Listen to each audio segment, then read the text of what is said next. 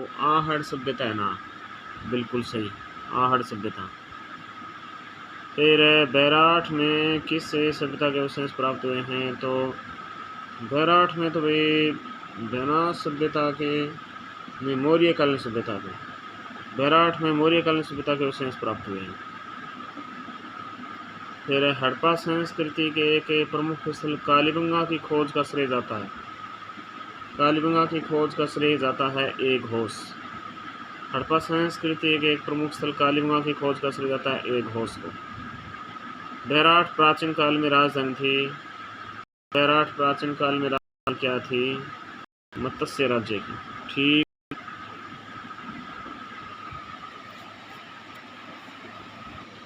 देखिए गणेश्वर का टीला जहाँ से ताम्रयुगीन सभ्यता के अवशेष प्राप्त हुए, कहाँ स्थित है? गणेश्वर सीकर में। फिर आए हुए प्रश्न में बात करता हूँ मैं। 1950 से 53 ईस्वी में कालीबंगा के में जिस पुरातत्ववेत्ता का प्रमुख योगदान रहा वह है 1950-53 में कालीबंगा उत्खनन कार्य में, देखिए इसमें है अमलानंद घोष।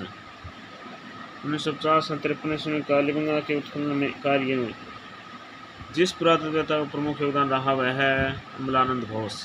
ठीक है। गुर्जर प्रतिहार के प्रश्न यानी कि निम्नलिखित में से किन अभिलेखों में प्रतिहारों को गुर्जर कहा गया है? तो इसमें कहा है नीलगुंड, देवली, राधनपुर, करड़ाह में प्रतिहारों को गुर्जर कहा गया है। प्रतिहार वंश की मंडोर शाखा किस शासक ने अपनी राजधानी मंडोर से मेरठ स्थानांतरित की? तो नागवट प्रथम ने मंडोर से मेरठ स्थानांतरित की। फिर निम्नलिखित में से किस विदेशी यात्री ने गुर्जर प्रतिहार राजवंश की सैन्य शक्तियों और समृद्धि का उल्लेख किया है? तो सुलेमान विदेशी यात्री ने गुर्जर प्रतिहार राजवंश सैन्य शक्तियों और समृद्धि का उल्लेख किया। सुलेमान। प्रतिहार शासक जिसने जालोर में अपनी राजधानी स्थापित की थी? तो नागवट प्रथम ने जालोर में अपनी राजधानी स्थापित की थी। किस राजा के वंशज गुर्जर प्रतिहार कहे जाने लगे? तो गुर्जर प्रतिहार कहे जाने लगे नागवट द्वितीय राजा के वंशज।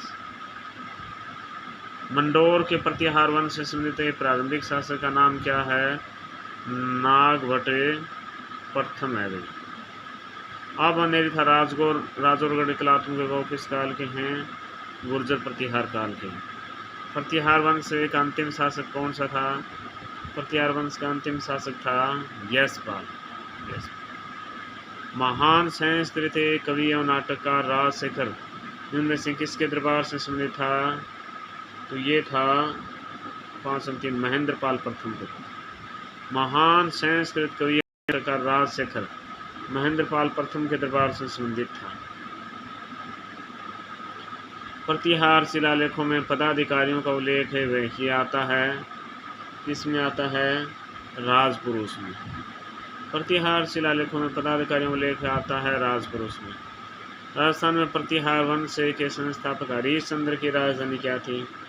मंडौर थी। मंडौर। ठीक है। इतिहासकार आर.सी. मजूमदार के अनुसार गुर्जर प्रतिहारों ने कितनी शताब्दी तक अरब आक्रमणकारियों के लिए बाधक का काम किया? तो कितनी शताब्दी तक है बताएं? तो मैं 3वीं से 5वीं शताब्दी तक बाधक का काम किया। नागवट प्रथम निम्नलिखित में से किस राजवंश से संबंधित हैं? तो नागवट प्रथम निम्नलिखित में से गुर्जर प्रतिहार राजवंश से संबंधित हैं। किस प्रतिहार राजा के काल में प्रसिद्ध ग्वालियर प्रशस्ति की रचना की गई है? तो भोज प्रथम के टाइम में। मंडोर के प्रतिहार माने जाते हैं, मंडोर के प्रतिहार तो माने जाते हैं क्या? अक्षत्रिय माने जाते हैं। चीन यात्री जिसने भीनमाल की यात्रा की थी? वैनसांग। निम्नलिखित में से किस प्रतिहार राजा ने आदिवराह की उपाधि ग्रहण की थी? आदिवराह की उपाधि ग्रहण की थी किसने?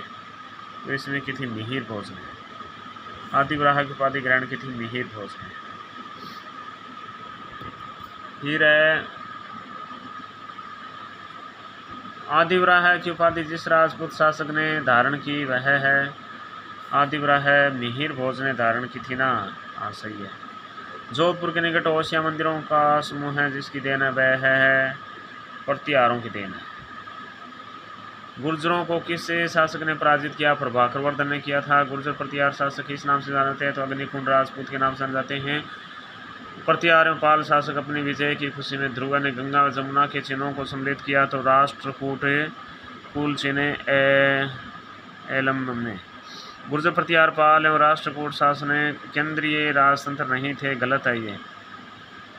मोहनोत नैणसी ने गुर्जर प्रतिहारों की कुल 26 शाखाओं का वर्णन किया है। प्रतिहार राजा नागभट्ट प्रथम की राजधानी कौन सी नगरी नहीं थी? तो उज्जैन, मेड़ता, जालौर थी, जो कि जोधपुर नहीं थी। प्रतिहार वंश के संस्थापक हरिश्चंद्र की राजधानी थी मंडोर। फिर है राजस्थान में प्रतिहारों की सबसे प्राचीन महत्वपूर्ण शाखा थी मंडोर।